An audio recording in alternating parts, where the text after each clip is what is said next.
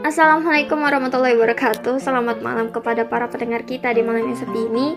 Aku Red akan menemani kalian dalam siaran 143 untuk beberapa menit ke depan dengan membacakan kisah dari para pendengar kita. Di malam yang sepi ini, akhirnya setelah kisah dari Nona Ratna, kita mendapatkan kisah lainnya dari salah satu pendengar. Hore!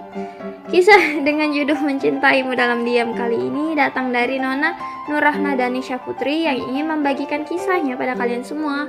Oke, kita mulai. Aku di waktu itu hanyalah seorang gadis sederhana berumur 16 tahun yang akan beranjak naik ke kelas 3 SMA. Waktu hanya hadir untuk membuatku menunggu. Meskipun dari waktu aku jadi banyak melihat sisi dunia yang hampir tak pernah ingin kuhampiri. Salah satunya adalah menyukai seorang lelaki yang mungkin tak pernah ingin tahu tentangku. Dia adalah seorang teman yang aku anggap seperti itu.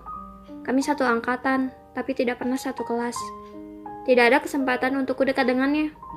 Awal mengenalnya ketika dia mengikuti salah satu ekstrakurikuler terhits di sekolah. Entah mengapa pandanganku teralihkan olehnya. Melihatnya yang sedang berlatih, kalimat ini terlintas di benakku. Ini cinta pada pandangan pertama. Seseorang pernah mengatakan bahwa hanya butuh 3 detik untuk membuat kita jatuh cinta. Dan kurasa itu terjadi padaku. Mungkin kejadian ini begitu cepat dan tidak dapat dimengerti. Tetapi tidak akan menghalangiku untuk mendekatinya. Aku memiliki bakat dalam hal stalker. Setelah aku tahu siapa namanya, aku mencoba mencari semua media sosialnya. Semata-mata hanya untuk bisa semakin dekat dengannya. Akhirnya kami bisa saling follow di media sosial. Aku senang hanya dengan hal sederhana seperti itu. Hari demi hari pun terlewati. Aku masih melihat wajahnya dari kejauhan, mencari waktu dan kesempatan untuk bisa dekat dengannya. Hingga suatu saat dia mulai memperhatikan aku, meski kami masih dalam posisi yang seharusnya tidak mengenal satu sama lain. Aku rasa dia menyadari perasaan yang aku miliki untuknya. Ada satu momen, di mana aku mengira itu adalah waktu yang tepat untuk aku berkenalan dengannya, serta membangun momen berdua lewat foto. Teman-temanku berusaha untuk membantu, tetapi aku tidak berani untuk mendekatinya secara langsung. Harapan temanku untuk membantu tidak berhasil. Dia menghilang entah kemana. Aku berusaha untuk tetap tersenyum meski hati kecilku kecewa. Mungkin Tuhan memang tidak mengizinkan aku untuk mendekatinya di waktu itu. Hari demi hari berganti dan aku masih saja tidak bisa berkenalan dengannya. Namun perasaan ini tidak kunjung menghilang. Aku masih menyukainya dalam diam. Di waktu yang sama, aku melihat berduaan dengan seorang adik kelas di depan gerbang sekolah. Hatiku sakit sekali hingga rasanya perasaan suka ini harus aku hapus untuk selamanya. Aku tahu ini berat. 1 tahun waktu yang aku habiskan untuk menyukainya jadi terasa sia-sia. Aku pikir perasaan itu akan menghilang saat aku tidak memperhatikannya lagi. Tapi aku masih saja menaruh perasaan padanya. Mencintainya dalam diam menorehkan luka.